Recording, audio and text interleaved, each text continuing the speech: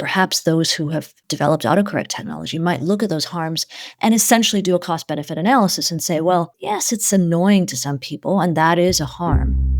But does that harm outweigh the convenience?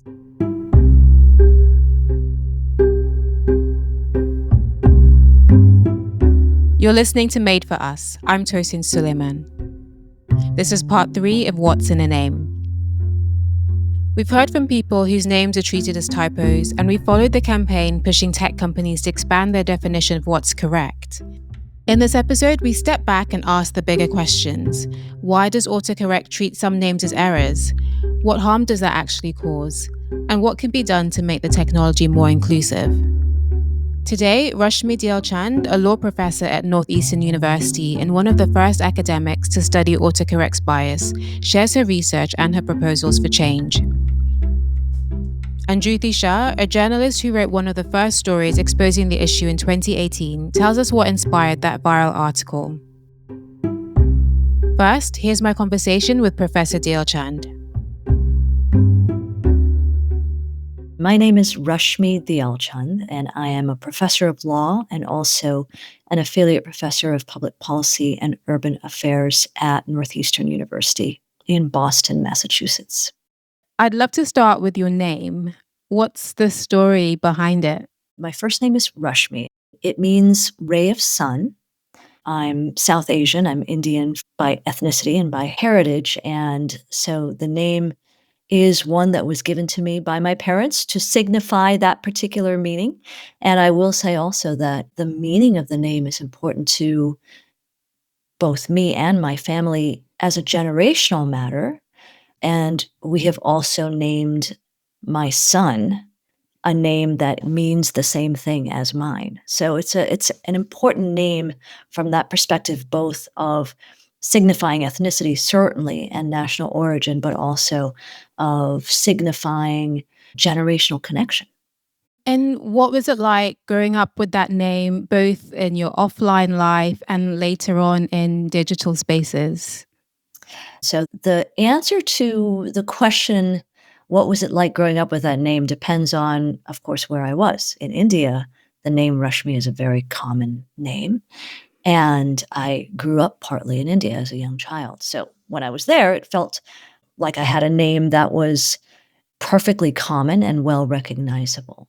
When I came to the US, it was the source of meaningful frustration for me, not least of all because my name was regularly mispronounced, but also, it's a name that was the subject for me anyway of teasing. People just didn't necessarily understand the name. So I as a child, at times had a love-hate relationship with my name. But as I grew, certainly I felt pride and a connection through having that name. So you're a law professor. Could you give us an overview of your research? The core of my research is in property law, but also in consumer law and in economic development, including local economic development and comparative local economic development. The paper that we're going to be talking about today is about autocorrect and algorithms. How do these topics fit into your work? To be honest with you, this particular topic and this article are a result of a completely different process for choosing the topics on which I write than I've ever used before or since. And the short answer is that I was so disgusted by the way in which my name was autocorrected, but also by the repeated experience of writing names in emails that I was sending to other people. And at the point when I hit send, and only at that point, discovering that their name had been autocorrected. And I felt so regularly a sense of embarrassment, even shame, and real just frustration and even disgust at having that autocorrection represent my goodwill in writing to people whose names were not what I would describe as Anglo, really. So It was really a sense of just disgust, being fed up, if you will, that inspired me to write this article and to really begin to research what is the deal with autocorrect technology and what, and this is really important to me because I'm a law professor, what might the forms of legal redress for this kind of harm or set of harms be? But certainly also I started to talk about it and just share my experience. And so many people responded in those conversations with strong emotions, the expressions of disgust, of frustration, really reflecting many of the things that I myself had experienced. So in that respect, I had a sense that this was not only a relatively widespread issue at the time of having names autocorrected, but also a widespread experience of those with whom I spoke and with whom I corresponded of feeling more than de minimis harm. It's one thing to have your name autocorrected and to feel, well, that's kind of funny, or even that's inconvenient, or even that it's annoying. Those are harms, if you will. But some, and perhaps those who have developed autocorrect technology might look at those harms and essentially do a cost benefit analysis and say, well, yes, it's annoying to some people, and that is a harm. But does that harm outweigh the benefit of convenience that we claim this technology provides in being able to type and misspell, mistype, but still have your typing autocorrected? So the point that I'm making when I describe the harms that people reflected back to me as themselves experiencing is that these were more than just annoyance, inconvenience at having to correct autocorrect, but harms that went deeper. I would describe them as dignitarian. I would describe some of them as economic, right? Real impact on people's use of the technology that affected their ability to get a job or their ability to connect with someone in a professional manner. So this range of harms that I think that I was beginning to uncover in these conversations really reflected a much broader and a much broader range of harms that included harms that were quite meaningful, were quite deep. Do you have any specific examples of these harms that people were telling you about? To send an email to someone else in a professional setting and to misspell their name and to have that be the perception that the person received, that you didn't care enough, that you weren't careful enough or professional enough to check the spelling of their name. It was something that was regularly expressed by people and again perceived as a real harm, that people were judged in that way. And later it was described to them, you should be more careful. I'm not hiring you or I'm not choosing you for this particular task or this position because you are not careful in proofreading your work. When what I learned later, and what they only learned later, was that it was not a lack of care. It was literally the way that the technology was set up at the time that it was impossible to correct or even notice that the autocorrection had happened until after the email or correspondence had been sent. And when you started to look into this, what did the academic research around autocorrect look like? I did not see much research at all on this article was published several years ago, right? So I did not see much research at all on autocorrect. I don't think I recall a single legal article, which is again my area and what I was focused on. But I did find certainly a number of articles written by both folks in the tech world, expressing concern about autocorrect's overcorrection, as well as a little bit of sociological research on this. And so it was new. It was a form of algorithmic bias that at the time I was writing about it was just sort of at the frontier of recognition as algorithmic bias. So let's talk about the article. So it was published in 2021. And I'm curious how you actually went about the testing. Can you take us inside your thought process? So the purpose of the article was really to explore the question of what legal remedies there might be for the range of harms that I was hearing described and that I was myself experiencing. So the purpose of the testing was just, in meaningful respects, descriptive of what I perceive to be the scope of the problem from a consumer's perspective, rather than, say, from the perspective of a tech person trying to fix the problem. And also thereby to generate a set of questions, to provide enough of a proof of concept, if you will, to generate questions that could be addressed in future research. So the testing that I did was to work with my research assistants, first to identify a range of popular quote unquote ethnic names in the United States. So I was focusing just on researching this phenomenon empirically in the United States. And I literally went to a number of different lists of most popular baby names from the years 2014 and 2016, partly because they were easy to find in a number of different places geographically in the United States. So, specifically New York, Georgia, and Texas. And I wanted to choose popular, quote unquote, ethnic names because I would have assumed that if any names were going to be autocorrected that were non Anglo, that these more popular non Anglo names would be the ones that would not be autocorrected. I worked with my research assistants literally just to plug these names into a range of devices, both Apple and PC computers, and operating systems that included Apple, Microsoft, Android, applications that included Microsoft Word, Notes, iMessaging, Gmail, and WhatsApp.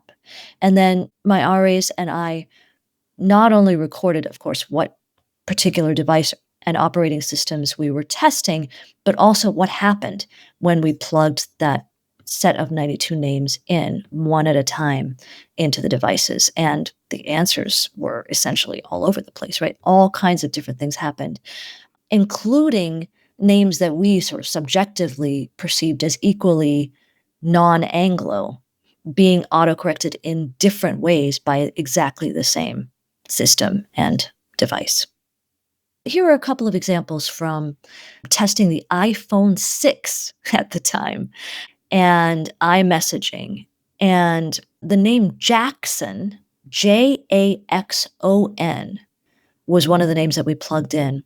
The iMessaging function would just autocorrect the name Jaxon as soon as the person inputting that name hit the space bar. And the name was automatically autocorrected either to Jacob or to Jason. Here's another one. Arav, Aarav. Again, just hitting the space bar changed it to either aardvark or arachnophobia.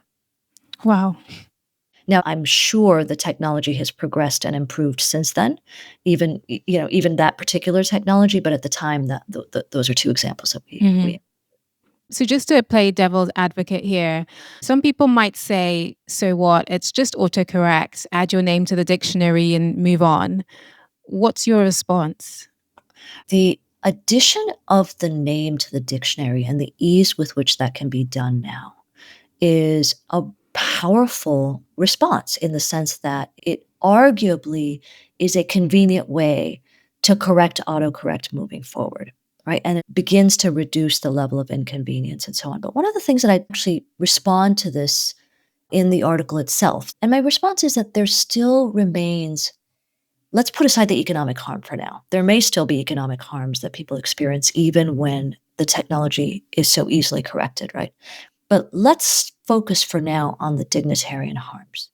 There still remains a meaningful set of dignitarian harms, community-focused harms, on essentially categorizing a group of names that have to be corrected in this way before, even if they can be corrected conveniently, before they are recognized as quote unquote normal or at least perceptible by the technology that's used. This is where the foundational nature of autocorrect technology, the nature of autocorrect technology that I would describe almost as a public accommodation, as something that everyone needs to carry out the functions, the important function here being of communication, that they need to be able to carry out in life. And to imagine that that technology is unequally accessible and usable, even if perceptibly only marginally so, is nevertheless a harm, right? It's a harm that has a disparate impact, both from a legal perspective, but also from a pragmatic perspective, a disparate impact on a definable group of people. So it's essentially about equal access to the products that we all rely on for communication and to participate in society. You're absolutely right that it's about equal access. And the corresponding harm, right, is that unequal access is a statement about equity. It's a statement about belonging. It's a statement about the ways in which people are presumed to be able to participate in a collective society, in a given society, and the steps that they have to take to be able to do so. Tech companies would probably say that they're optimizing for efficiency. They're giving most users at least what they want quickly. What do you think about that logic? Well, it's illogical in the sense that it does not apply to most users anymore, right? There are many, many, many users now of technology and of autocorrect technology who are non-Anglo as defined in that narrow way by defining the names that fit within that set of names that are not autocorrected, and then the names that do not fit within that set. So logically, I would say the logic doesn't bear out anymore. My name's Dhruti Shah, and I am a freelance journalist and creative practitioner. So my name, Dhruti, I love it. I actually love it now, but that's not to say that was the case when I was younger, because I didn't really know any Dhrutis. I thought, oh, why have I got this strange name that none of my friends have? So my dad, when I was younger, and I'd say, what does my name mean in English? And he said it meant North Star. But then again, if you go to other spaces, it's a derivative of the goddess Durga, who's quite a powerful figure in Hindu mythology. It's a different name. It's unique. The other thing is there's a challenge with it in that a lot of English people can't necessarily roll their R's. So then they're like Dhruti. So it's very anglicized in that respect. And then the age of the internet came, and that in itself had its additional challenges. People would email me and they would spell my name wrong. I did a variety of stories at the BBC. I worked in lots of different departments, and I was actually in the business unit when this happened. I got a message one day which said, "Hi Dhruti, isn't it funny? Did you know that your name autocorrects to Dorito?" And then how do you respond to that sort of message and say, no, I don't think it's funny? And then I thought, there must be something in this. This small thing, actually, it's reflective of something much bigger. At that point, I was responsible for the BBC News LinkedIn account. And I actually put a call out, and quite a few people got in touch. And some of the stories were absolutely amazing. There was one guy called Nana who was getting called Nando's, a woman called Montserrat who was misnamed Munster Rat. And again, this was going beyond culture, race, heritage. Like pretty much everywhere, everybody had a story, whether it's autocorrect, whether it's in the office. So, you're seeing one thing being able to be expanded out to a much bigger, wider problem around identity. I mean, for me, it is about the ethics of it, because it is about bias. Like, why are certain names considered the wrong name? Why are names typos at all? What is a typo? Who decides what is a typo? Why is it that a kid has to write their name and then see it as if it's something wrong? And their friend is not wrong because their friend has a more common name. And therefore, that's the one that's being put into the dictionaries.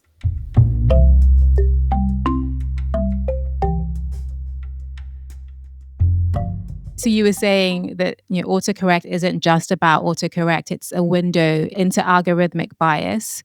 Mm-hmm. So what does autocorrect tell us about this bigger problem?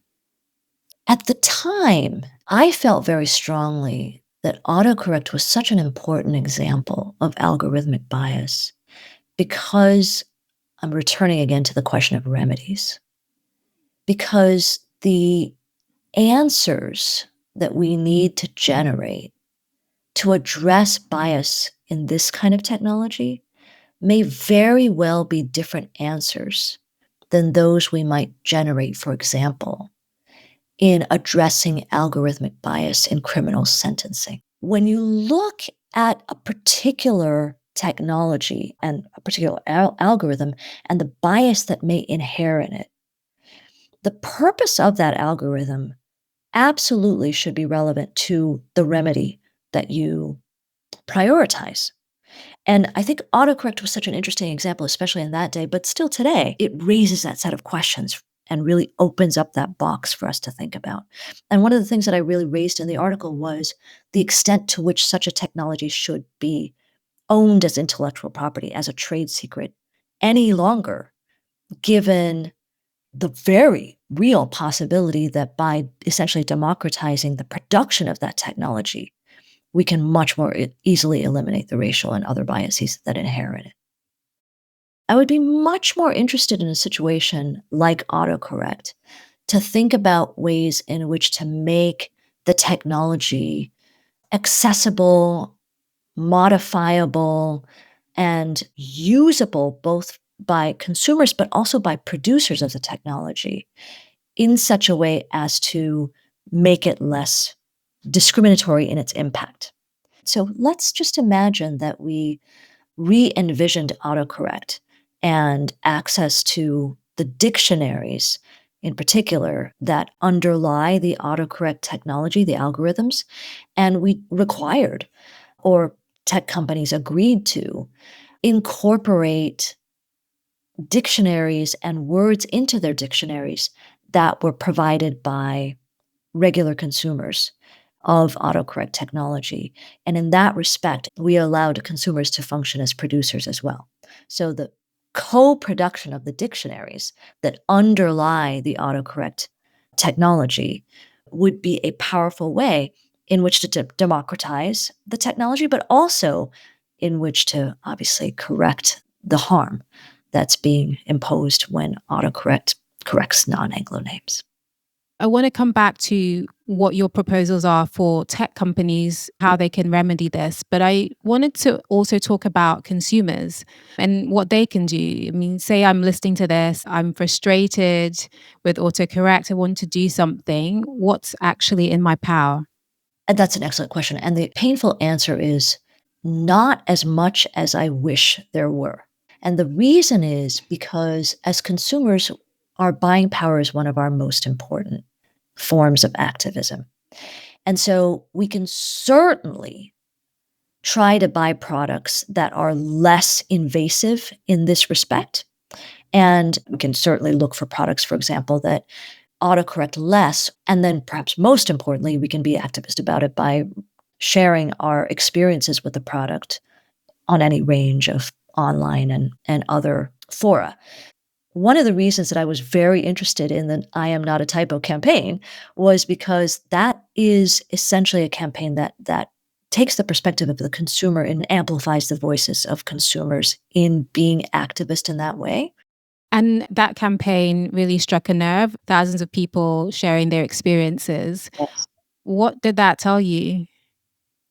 It really felt affirming. It was another brilliant moment of empirical validation about the extent to which this is a problem that's felt deeply by a range of people with a range of names. So if we could go back to the tech companies, Yes. they would call this unintended harm. If you were in the room with the decision makers at these companies, what would you advise them to do? So in my article, which, as you mentioned, was published several years ago, I gave a range of suggestions. Some of them may have been adopted, and I think have been. Others of them sort of have been rendered irrelevant by the state of the technology. And I spent only a little time in the article on that range of suggestions for precisely that reason. I mean, in some respects, I would take the perspective of the consumer and say the answer as a technological matter is find the thing that maximizes convenience while prioritizing equity of utility of the technology over convenience. So the first priority ought to be maintaining equal access along a diverse range of demographics. And then the second should be to maximize convenience. So we've talked about what individuals and companies can do. What about law and policy? Where do you think the law needs to step in, if at all? This was really the key focus for me when I was writing that article. I strongly feel that a technology like autocorrect is a modern form of public accommodation. And that term, public accommodation, is a term of art in the United States, which refers to a business that is open to the public. So what is the business here?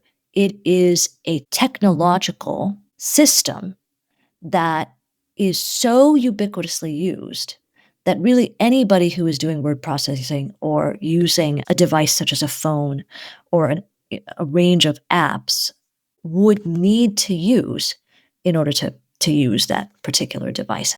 So once we then acknowledge that something like a technology like autocorrect technology functions essentially as a public accommodation, a set of laws comes into relevance. They become relevant for purposes of thinking about the legal remedy.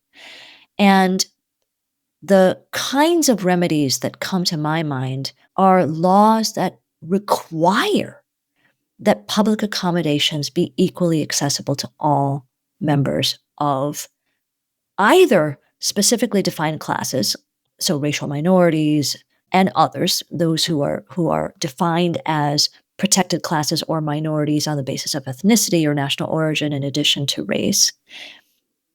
But I would argue actually that we very likely should be thinking about how to address a much broader range of what I would describe as arbitrary exclusions.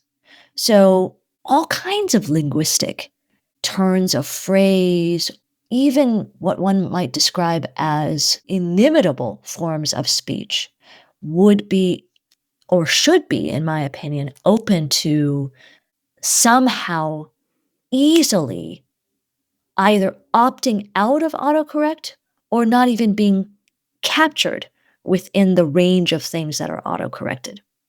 And again, that it can include modes of speaking that are regularly corrected, not just by autocorrect technology, but also, for example, by autofill kinds of technologies.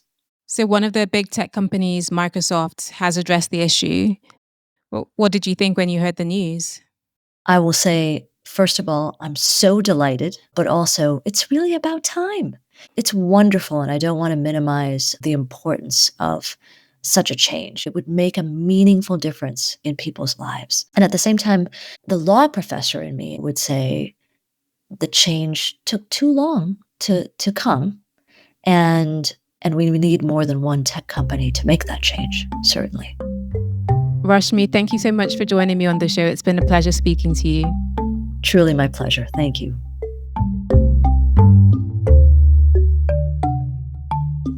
That's the final episode of What's in a Name, for now. We've reached out to the tech companies at the center of this story. If they respond, you'll be the first to hear.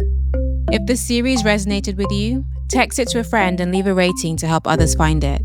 And if you have an autocorrect story or thoughts on what we discussed, email us at madeforuspod@gmail.com. Season 3 of Made for Us launches early next year. Make sure you're subscribed, and you can also follow us on social media or sign up for our newsletter to stay in the loop. Links are in the show notes. Thanks for listening.